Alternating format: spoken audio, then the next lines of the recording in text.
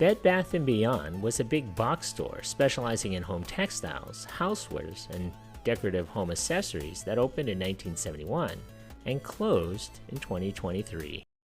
You really want that cookware set. But it's Black Friday. You're supposed to be shopping for everyone else. Except those pans aren't for you. They're for the house. For the house? For the house. For the house. For the house? For the house. For the house? For the house. For the... For the house. Yes. Get 25% off pretty much everything you need for the house at Bed Bath & Beyond.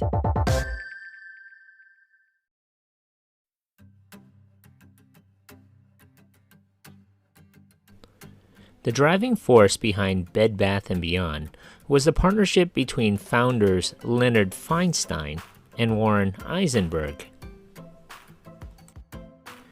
Both men possessed over a decade of retail experience in 1971 when they formed Bed & Bath, a small chain of specialty linen and bath shops in suburban New York.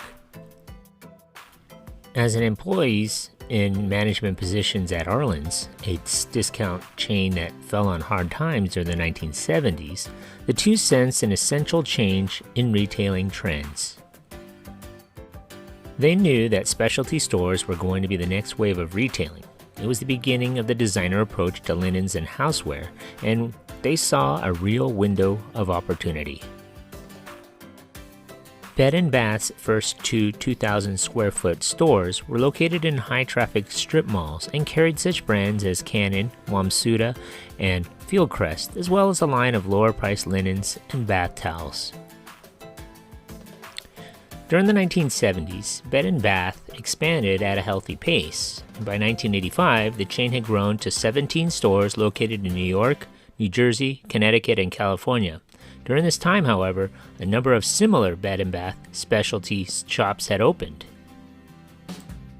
What had begun as a niche market was growing increasingly competitive as retailers sensed the cocooning trend among baby boomers. Specialty chains such as Linen and Things, Pacific Linens, and Luxury Linens sprang up to tap into this new market. Feinstein and Eisenberg opened their first superstore in 1985 in an effort to set themselves apart from the sudden wave of competition that had appeared. The new superstore was revolutionary in a number of ways. Over 10 times the size of Bed & Bath's original shop, this 20,000 square foot outlet offered a comprehensive line of home furnishings in addition to Bed & Bath's traditional linens and bath products. While most department stores and specialty shops offered only a few select brands, Bed & Bath Superstore offered seemingly every possible color, style, and size of each product. Until this time, most independent home textile retailers either copied department store merchandising techniques or followed the mundane merchandising style used by discount retailers. Eisenberg and Feinstein did neither. Bed & Bath, along with the chains such as Toys R Us and Blockbuster Video, became pioneering category killers, large specialty retail outlets that beat their competition by offering virtually every possible product in their specific category at everyday low prices. Other than the semi-annual clearance to reduce inventory, the company never had sales. They claimed that their prices were already lower than other stores' sale prices. In 1987, Eisenberg and Feinstein changed the name of their organization to Bed Bath & Beyond in order to more accurately reflect their superstore format. By 1991, Bed Bath & Beyond had opened 7 new superstores in New Jersey, California, Virginia, Illinois, Maryland, and Florida, and expanded 2 existing stores into the superstore format. The company's success was considered unusual for the home products industry. As one analyst said, Bed Bath & Beyond took a less than strong category and made it important. It did so by making ordinary household products seem exciting, even romantic. Customer service was an essential part of this marketing strategy.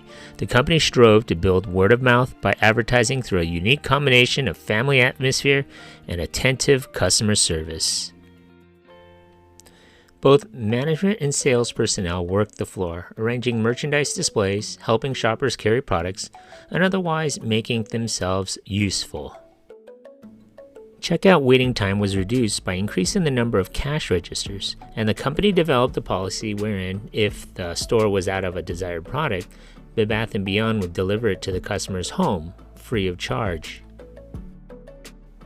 Due to this strategy, Bed Bath & Beyond was able to keep paid advertising to a minimum. The company often saturated the market with advertising when a new store opened, then successfully relied on word of mouth to keep customers coming in. I'm sure you remember these coupons that came to the house. Another important aspect of Bed Bath & Beyond's success was its merchandise layout. Related product lines were grouped together, giving the impression that the store was comprised of several individual specialty stores for different product lines. To encourage impulse buying, seasonal products and other impulse items were arranged up front. Further back, products were grouped on the enormous vertical displays that reached to the ceiling. Such arrangements were designed to make it easier for customers to locate product and also to reinforce the perception that Bed Bath & Beyond offered an enormous assortment of goods. Feinstein and Eisenberg also took an unusual hands-off approach to management. Bed Bath & Beyond employed no vice presidents. Instead, store managers were given autonomy to cut prices to meet local competition or to try new marketing plans with the consent of the district manager. Within each store, new departments could be created and existing departments could be expanded or reduced as needed to respond to marketing trends. This decentralization approach permeated all aspects of Bed Bath & Beyond's management. The company has no central warehouses. Goods were delivered directly to stores where they either enter on-site inventory areas or went directly to the floor. This greatly reduced inventory costs and also gave store managers greater control over the flow of goods through the store. The company's growth soared in the early 1990s, fueled by its ability to tap into the hot marketing trends. Between 1989 and 1993, Bed Bath & Beyond increased its number of stores from 24 to 38 in 11 states. Bed Bath & Beyond went public on the NASDAQ exchange in June of 1992, trading at $17 per share. The company adopted integrated computer-based inventory management systems in 1993 to better compete with Linen & Things, which had utilized computer inventory management since the late 1980s. Entering the mid-1990s, Bed Bath & Beyond noted that none of its competition offered the diversity of products it sold. Moreover, no competitors were able to achieve the profit margins registered by Bed Bath & Beyond. In 1999, the company surpassed the $1 billion mark, recording its 8th consecutive year of record earnings. Growth also continued as 45 new stores were opened that year. By 2011, Bed Bath & Beyond had 1,142 stores. In March of 2019, three activist investment firms, Legion Partners, Marcellum Advisors, and Ankara Advisors, announced their intent to remove current CEO Steve Tamaris and restructure Bed Bath & Beyond's current board of directors. The activist investors highlighted several instances of perceived nepotism, including the acquisition of Bye Bye Baby, which was founded by two of the Bed Bath & Beyond co-founders, Leonard Feinstein's children, and the acquisition of Chef Central, which was created by co-founder Warren Eisenberg's son, as examples of poor business practices at Bed Bath & Beyond. This pressure led 5 independent directors to step down on April 22, 2019, and also resulted in the company restructuring its board to include only 10 directors instead of the previous 12 members. The company, which had for decades used coupon mailers and other promotional discounting tactics to attract consumers, also announced in April that it would reduce its use of promotional coupons and tighten restrictions on their use. To combat declining profitability, Bed Bath & Beyond was creating private label brands and opening lab stores that focused on home decor, food and drink, and health and beauty products. The company was expected to close up to 60 stores around the United States in early 2020. In addition, due to the COVID-19 pandemic, the company announced it would close more than 200 stores, about 21% over the next 2 years. Currently, there are more than 1,020 Bed Bath & Beyond stores, 280 Cost Plus World Markets, 100 Bye Bye Baby stores, and roughly 80 Christmas tree shops, and more than 50 Harmon stores. Bed Bath & Beyond placed hope in Bye Bye Baby while it struggled to survive. The pandemic had forced the chain to close for an extended period of time that was detrimental to the company. Bye Bye Baby was worth more than Bed Bath & Beyond's entire market capitalization and should have been considered to be spun off or look to find a buyer to take the whole company private. In April of 2023, Bed Bath & Beyond filed for Chapter 11 bankruptcy.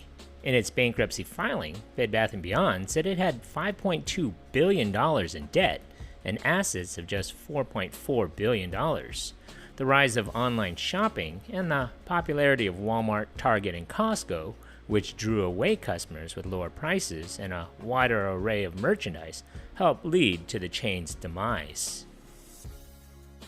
The company would be closing its remaining 360 Bed Bath & Beyond stores and 120 Bye Bye Baby locations. Bed Bath & Beyond already had closed 400 stores in 2022. Chains including TJ Maxx, HomeGoods, and Ross have scooped up some vacant stores. Burlington, Five Below, Nordstrom Rack, and Planet Fitness may also fill up the spaces, says retail landlords and real estate analysts.